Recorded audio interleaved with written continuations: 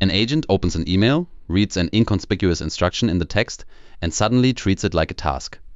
It searches for data, launches a tool, or prepares an external action. OpenAI is now tackling exactly this problem with GPT-Red. GPT-Red is not a new model for end users. It remains internal and is designed to deliberately break other models. To do that, it sends attacks, observes the response, and tries again until a prompt injection works. OpenAI then uses these attacks in training GPT 5.6. This helps the production model distinguish foreign instructions from genuine tasks more effectively. At first, that sounds like an internal security project, but for teams using agents, it is quite concrete. A language model does not work only with your prompt. It processes content from browsers, connected apps, local files, and tool responses. Each of these channels can contain text that looks like an urgent instruction but does not come from the user. The danger arises when your agent can do more than read. A browser agent can visit a manipulated page. An email agent can find an embedded instruction in a message. A coding agent can encounter comments or files in a repository that are meant to alter its behavior.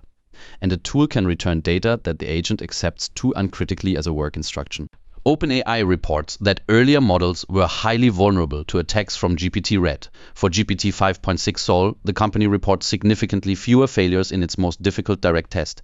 That is a relevant signal, but it is not a free pass for your own stack. Model robustness and system protection are two different things. A better trained model can recognize harmful instructions more often, but it cannot revoke overly broad permissions. If your agent sends emails, uploads files, or changes production data without asking, that remains an architectural problem. The more useful test is therefore not a model comparison on a slide. Build 10 harmless test scenarios using synthetic data. Distribute manipulated content through browsers, email, documents, repositories, and tool responses. First, let your current agent run without an additional protection layer.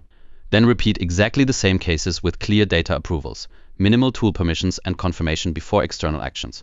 Do not measure whether the agent comments on suspicious wording. Measure whether it prepares or performs an unwanted action.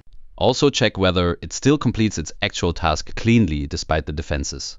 Security that blocks every normal action is hardly useful in everyday work. GPT-Red shows one thing above all: attacks on agents are becoming more systematic. Anyone using agents in production should not trust a secure model name alone.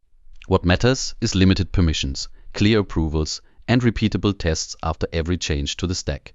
If you want to keep watching, you can find the next video in the top right. Click the bottom right to follow.